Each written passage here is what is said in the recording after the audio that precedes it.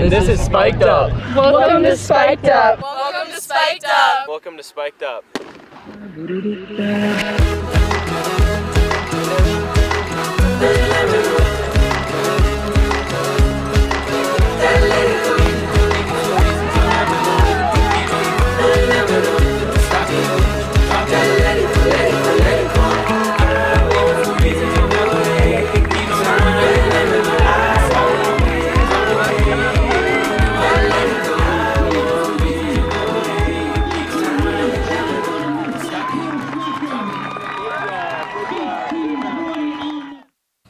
Hey there, Colorado Cross Country fans. Welcome to this week's edition of Spiked Up, the portable podcast edition. We're literally tailgating at the 2025 Colorado State Track Cross Country Championships.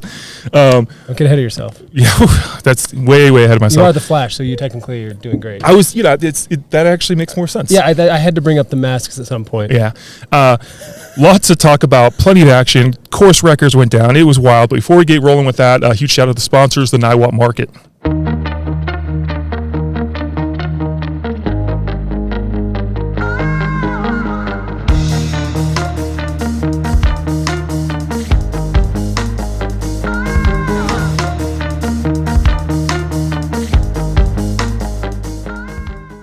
All right, let's run around this insanely tough Penrose Norris course. And for that, I got to take the mask off. Yeah, it's a little tight on my head. I'm gonna rock it like this. I gotta get a little serious. Put the aviators on. Put the aviators on, bud.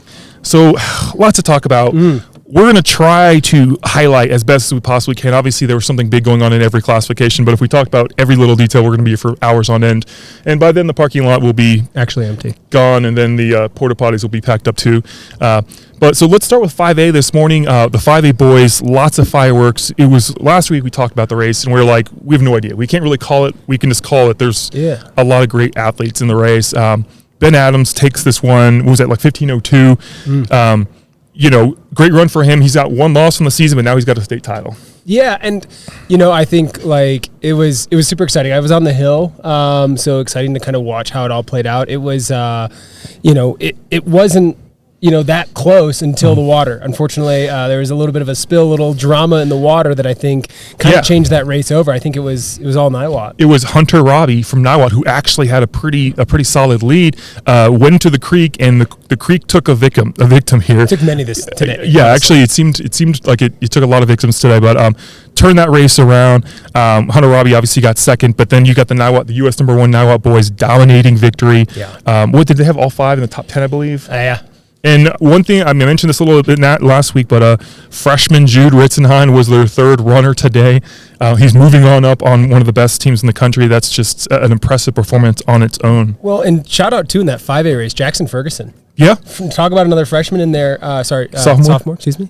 Don't take me out for that. Sophomore, being able to come in and put himself with the big dogs, watching him last week, on that DeCoven course, he wasn't that far behind Ben Adams and Ben Lee, and turns out today, he came out on top, putting himself in the top 5. It's pretty dramatic. I remember you telling me about him after one of his first big victory, and then I actually saw him in Littleton, and I was like, okay, this guy's the real deal. Yeah. He started to prove it today, solidified. This kid was still playing basketball last winter, he hasn't really, he's his first real season, I think, taking it seriously. Do you think he'll run more this winter? I think he'll run a little more this winter. Do you want to look on the girls here? Addie Ritzenhein, another Ritzenhein here, defends her title. That's her third cross-country state title. Ran away with this one. This was kind of expected to an extent. Yeah. However, there were some things that we did not fully expect in this one. Yeah, I was pretty pumped to see, Peyton Meineke came out. Hadn't seen a lot this season, but it sounds like, that's kind of the play. We got 2 big races ahead of her that are probably kind of the focuses for the season. But just seeing the competition in general, across the board, was steep. I think McKenna landed as one of the top freshmen in there. Claire ran great. Seeing all of the, the usual suspects, I'd like to say. Emily Cohen. Right in there. That's kind of pulled together, I think, the way that we thought it would. I don't think there was too many surprises in that top 10. It was also really exciting to just see how close that race got, after your first four athletes. Yeah. And I do want to give a shout out to Emery Schwalm here. I know, like, it wasn't the day that she wanted. No. She's had an incredible season, and today everyone, like, there's always going to be one athlete or a couple athletes who have, like, that nightmarish kind of, and it wasn't just necessarily a nightmare, but the reason why I want to give her a shout out is because I feel like we've seen this before. We've seen, as an example, I mentioned this last week's Paul Air Academy's Bethany Mahalik. She's had some rough days here on this Penrose course, and then she rallied at NXR and then went on to go finish second at NXN. So, like, I feel like with Emery, like, today wasn't her day, but I think she has much better days in front of her. 100%. Yeah, I couldn't agree more. I think it's definitely tough to see when an athlete has that, but that's been the story across the board, across classifications. It's this isn't over, right? Like, I think even when we talk about, if we went back just to that boys 5A race, it's certainly not over. We got a little taste, but it can change in 2-3 weeks from now. Yeah, like there's a lot of different ways it could go. Well, who's got more fuel to the fire now? Yeah, well, yeah. So that kind of on that note, looking at the team race on the girls' side, Niwot actually comes in. Wins the state title, 103 points. Heritage is second with 107. 4-point difference. These are two teams that are looking at NXR and looking to go to NXN. Niwot's ranked U.S. number 5 right now, and Heritage, coming within 4 points. They're right now. They're thinking, okay, we could do this. Yeah, like if you can run with the fifth best team in the country. Heck yeah. You can turn you flip the coin, it can go different any other day. Well, and not to get ahead of ourselves talking about NXR or anything, but like we've been looking at Colorado. Like, you think about Utah, you think about anything else, like there's a whole lot more there. So we can dig in on that in a couple weeks here, but I think the reality is it's definitely up for grabs. But it's going to take a fight. Yeah. That's fight in the desert. And on the topic of fights, this wasn't a literal fight, but let's look at that boys 2A finish. Yep. St. Mary's Ethan Kiptui literally dove. He went Supermaning.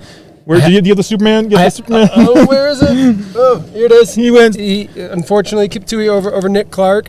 Great race by both of them. That was like one of the first, like, insanely exciting I have the finishes. photo, so we'll have to put it in. It literally pushed the timing equipment to its max. It couldn't have timed it any better. It was to a chest. There was probably 5 to 10 minutes where we're all trying to refresh the results. We didn't even know who won. They didn't know who won. We just knew that it was close based off the dive, the finish, and it came down to 1/100th of a second was the difference between winning and getting second place. And that's why we were talking about Nick Clark. Yeah. That's as close as you could possibly get to a state title, and that's a great run. Oh yeah. It went all the way down to the line, literally to the line. Well, and as someone who coaches, you want to see them give their absolute best. Don't get me wrong. I think everybody, Nick said afterwards, he's like, I'm just glad that, it wasn't 10 seconds. Yeah. It took everything. It was I an had. actual race. It was a foot race at the end. And that's if you're going to lose, if you're going to get second, you at least want it. Again, you want to be 100th of a second there. And I think with that in mind, to just give you guys this, I know we've gushed on it a little bit, but it's the fastest race, the closest race, in state history, or in the last 10 years, So in the last decade, this was the closest race we've had, period. And we were there. I know. We were there. We were there. Anything else on 2A that you want to talk about? No, I got nothing more. Okay, let's move on to the girls 4A race, because last week we're like, okay, I feel like this one's wide open. We didn't pick. There was just a handful of names, and today it was Shine Mountain's Reagan McRae. She literally left it all out on the line. I had a great interview with her afterwards where she talked about how one of her coaches telling her, when you race, you leave everything out on the line. And anyone who watched this race, she poured herself all the way through the finish, gets across the finish, and then just drops. What I love about seeing when athletes do that is it tells me they emptied their tank right on time. The bank got to 0 pennies right when they crossed. Yeah. That means they timed it perfectly. Well, and I won't rant too long on this, but anybody that's listened to the pod that I do, the Jog Your Mind pod, I talk about worthy rivals. And worthy rivals are those people who come out and they push you to the absolute limit, right? They're the people that, they're your competitors, but these are the people that ask the most of you in the day. And sometimes you come out ahead, sometimes you don't.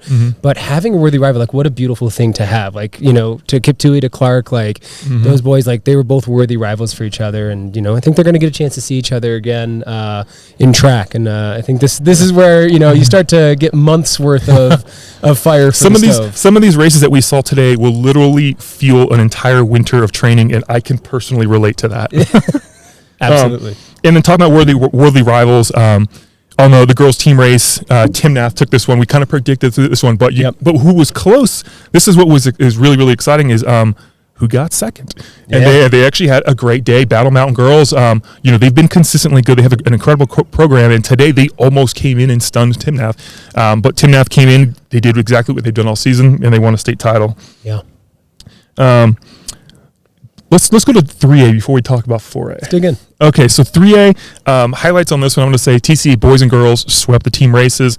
It's been known for a bit now that they come and they sweep these races. They're moving on to 4A. That's kind of like the reward. When you're so dominant, congratulations, you get to move up to a more difficult classification. Yeah, right. But on the girls' side, Delaney Reuter just did Delaney Reuter things. Yeah. She's been impressive all season, and she has no problem running by herself. Well, I think that's what you see in these 2A, 3A classifications is you find athletes who are used to running alone. You know, there can be that pressure to be at the very front of the race. And again, like those tactics will have to change going into NXR for sure. Yeah. You can't just go to the front of that thing. And you don't want to. No, you shouldn't. Yeah, you don't want to try and do that. But this is a classification and a strategy that's going to work for her, especially someone that's at her fitness level. And so the way I'm looking at it for her is this hopefully felt really good, a good day going into the next big things. Talking about big things, I got to put on my. Oh wait, that's Superman. That's Superman. Where's the Flash? Where's the Flash? Where'd you put it, Bob? Oh, here we go. Flash. All right, I got the Flash. All right, so I got to put the Flash on here because baby. Now we're going to talk about the boys 4A, and the boys 4A saw a state meet course record get demolished. Crushed. Coronado's Oliver Horton 14:48. This is really uncomfortable. These are actually children's masks. Yeah. Sorry, Bobby. I got a lot of hair. Oliver Horton 14:48 demolished the previous course record, and I kind of want to point out here this course record at one time was like 15:14 around Cole Sprout's time, 15:12 right around Parker Wolf's time, and these are two runners who are currently running for Nike right now. Parker qualified for the Olympics. He's an NCAA champion, and here Oliver Horton runs 25 seconds faster. And the most impressive part about this, it wasn't just the time, it was how he did it. Yeah. Like, I saw him at the K, and he was already lights out.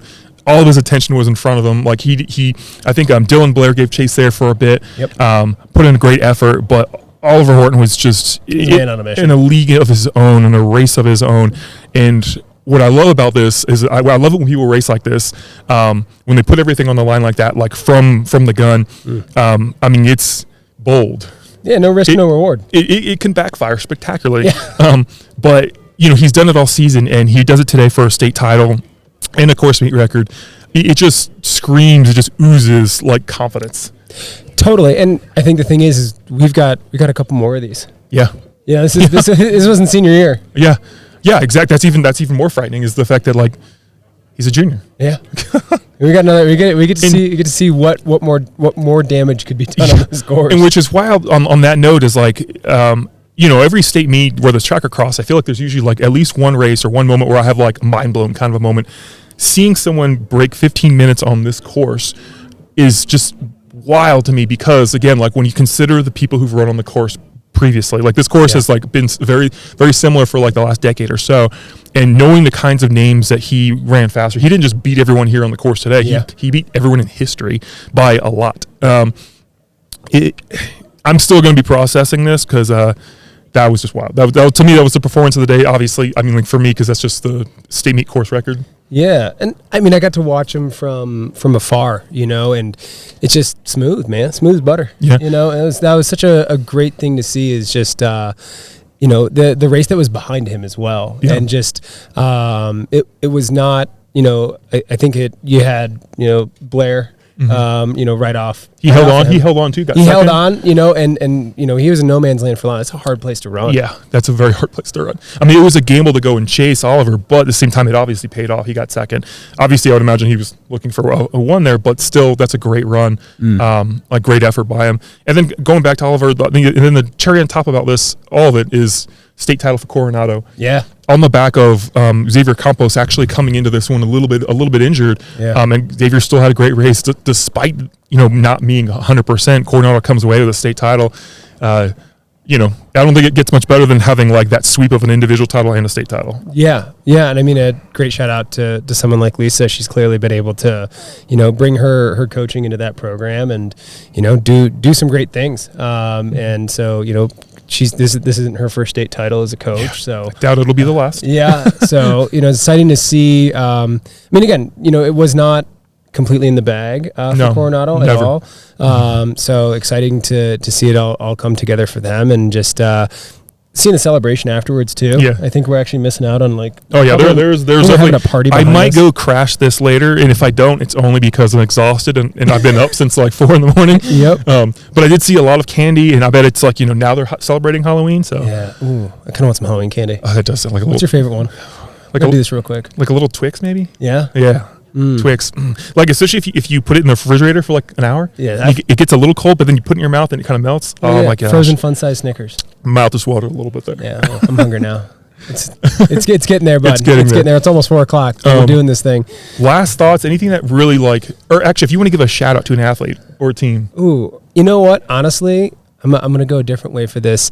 I'm going to actually give a shout out to the Finish Line crew. Oh, because they were great. They were actually really great.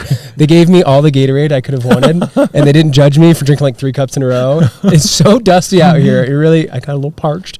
But honestly, just seeing the camaraderie across all of these teams, and just like, again, like I brought up that idea of worthy rivals already once in this pod, but just, you're going to show up here and you're going to be pushed. Yep. And I feel it's like the Colorado State Cross Country Championships. Yes. This is, I'm biased here, but this is the best state for distance running. 100%. And just, you can look, I love, because I spent some time on the start line to get a couple shots today, and just everybody's nervous. Yeah. But everybody's nervous together, and you can kind of look around and be like, okay, like, you're just as scared as me, and like just kind of like that. Same team. Like so you're all on one team, and it can feel comforting to just be like, you know what? All right, like I'm good. It's not like I'm the only one feeling the way I feel right now. So shout out everybody that raced. Yeah. 2 more things actually on my end. Here. I never got to say out of the dryer. Oh, but Oliver Horton was straight out of the dryer. When I say straight out of the dryer, I just mean he came out hot. It would have been so much better if I could put that in smooth, but maybe next time. Rough. But my shout out is actually going to be to the spectators, the fans, because on what you were just saying about how like we're all nervous together. My favorite thing about Colorado, the running scene, the track scene, is the community is just so awesome. Like everyone is kind of like same paging, even if we're rooting for different teams or different athletes. Everyone's excited. Like, I think Lauren got some great shots of people, parents and friends and family, like running all over the place because everyone is wanting to follow their athletes, their people. So there's so much passion off the course as well as on the course. 100%. And when I see that, it does not matter if I only slept for 4 or 5 hours last night. Like I absorb that energy, and it powers me through the day. It's my fuel. 100%. And I think this is exactly what I needed to kind of end out the cross-country season. Ended on a high note. Got to see some really exciting things. I mean, I think we've all become a little numb to the course records and world records and American records going down. But it's like, dude, we just saw the fastest time ever run by a high school boy on this course. And this course is not a gimme. No. At all. So got to see some pretty exciting running today. It's going to fuel my winter training for sure. And, excited to see our next state meet. In May, and we've got a lot of winter coats ahead of us. Oh, totally. And before all that happens, we got NXR in front of us. We've got NXN. We have, I'm pretty sure, very confident Colorado will be very well represented. So there's plenty to be talking about. Spike Don's going to keep on trucking on. But I think that's going to wrap up this week's edition of Spiked Up. Big shout out to the sponsors of Niwot Market. Thanks for tuning in, and as always, we will see you on the course. See you on the course. Straight out of the dryer. Straight out of the dryer. Doing it all for you, my Lewis. I'm just getting started.